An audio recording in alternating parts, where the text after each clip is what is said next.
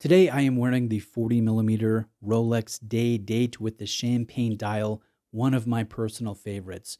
Now in today's video, I'd like to talk about this Pelagos. Now, Tudor first introduced the Pelagos with an ETA movement back in 2012, which for the time was a pretty outstanding watch when you compared it to other luxury priced divers. It did things very different.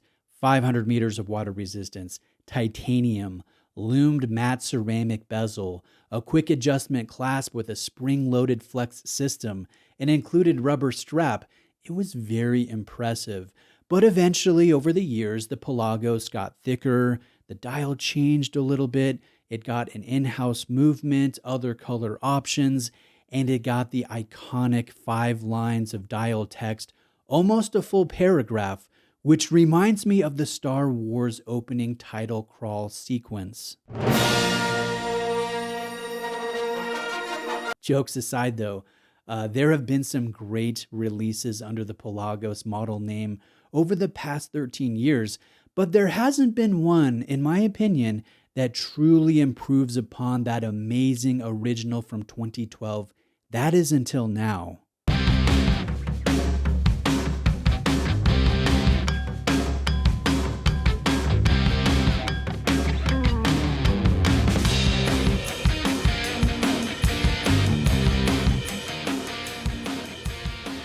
This is the Pelagos Ultra.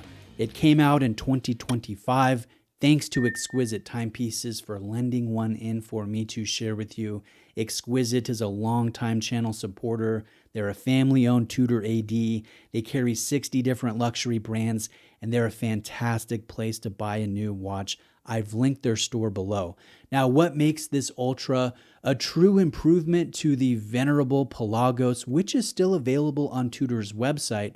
Well, I'll share the details, I'll share my opinions, and I'll compare this to my Sea Dweller 43 just to help illustrate some of the points that I make. This is a little bit wider. It is stated at 43 millimeters. I measure it just shy of 43, but it's not taller than the standard Pelagos. I measure this at 14.3 millimeters to the top of the now domed sapphire crystal, and that's great for a watch that has double the water resistance of the original. This Ultra now boasts 1,000 meters versus 500 meters, and this is a lot closer to the 1,220 meters that my Sea Dweller 43 has.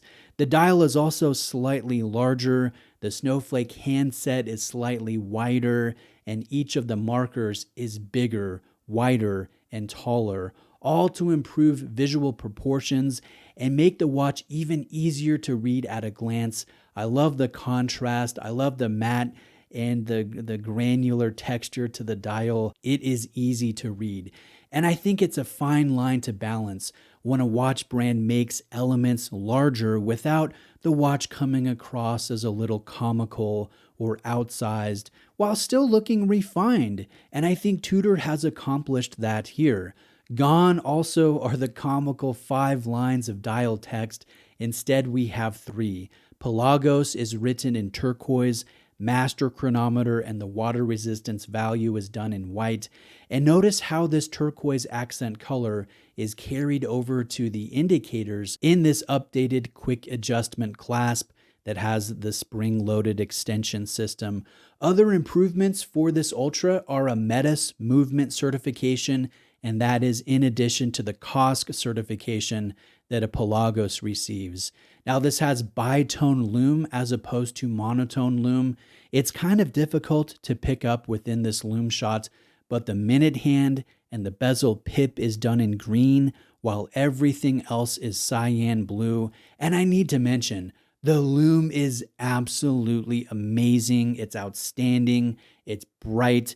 It's long-lasting. And in natural light, you can't tell that one part of the watch is green and the other part glows blue. It's all bright white, desaturated when you're in normal lighting conditions. There's one final upgrade that I've saved mentioning for last. In my opinion, it is easily the biggest. It's the most significant improvement, but it's also the hardest to pick up on. It's this new case profile. Yes, nominally the total height is the same as the prior gen, like my left-hand drive that I wore for quite a while. The case is no longer quite as dramatically slab-sided. The mid case has been thinned out a little bit. The bezel teeth flare slightly out from the case side. The lugs arc or angle downward more, and the bezel and crystal now taper gently upward. So the result is this is the most comfortable wearing full-size Pelagos to date. Visually, it flows better. It might not look drastically different from, say, the left-hand drive, but the little improvements in proportion, in form, in fit, they make a huge difference. And you can see, compared to the Sea Dweller 43, it's going to sit flatter. The case back is not as dramatically thick. It just, I don't know, they've just nailed the way this flows. Now, that all said, did this Ultra get any worse in any aspect? No, it still has phenomenal bezel action. It's the best in the price point. It still winds and sets very well with this crown at the 3 position, protected by crown guards. The watch still comes with a complimentary rubber strap.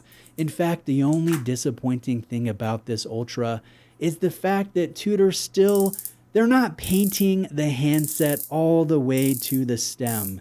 It's still almost half and half black, half white. And yes, it still has a messy paint transition line like every other Peli that I've handled. Tudor, I think, needs to paint the entire hand white, similar to how Rolex recently removed the black paint on their Black Dial Explorer 2. I think that helped the model immensely. This Pelagos Ultra would be better if the handset was entirely white. Now, everything else about this watch has only gotten better, or it's at least stayed the same at that excellent level outside of one thing, and that's the cost. This retails for $6,650, which is $825 more than a Pelagos left-hand drive or blue or black dial. A price increase is understandable from a research, development, and production standpoint, but it's never fun for the end consumer, especially when it's nearly $1,000 more if we round up than the last already great option, which is still available from the brand. Are the improvements worth the price premium? I certainly think they are. To me, this watch compares best with the Rolex Sea Dweller 43 in terms of size, in terms of water resistance, in terms of overall quality. Most watch fans who buy Tudor, they go with a Black Bay, just like most watch fans who buy Rolex go with a Submariner. I'm just glad that Tudor has an option like this in the catalog for those of us who love these larger, more capable, and less common divers. You might disagree with me, but this is easily Tudor's best dive watch release to date. I think that also includes the Pelagos ETA from 2012. I think this is that good, just in terms of components and execution, profile, and overall design. Would I buy one? Yeah, I definitely would. There is some crossover with the Sea Dweller 43 naturally, so if I did buy one, it would probably be a little down the road when the time is right to wear alongside the Sea Dweller. I think they are different enough to coexist in one collection, but they are pretty similar. Or if I ever sell the Sea Dweller, this would absolutely replace it in the collection. And here's the attractive thing, it would be well under half the price. So that's something for me to consider. Let me know what you think of this watch. Ask me any questions. Thanks for watching today. I'll see you next time.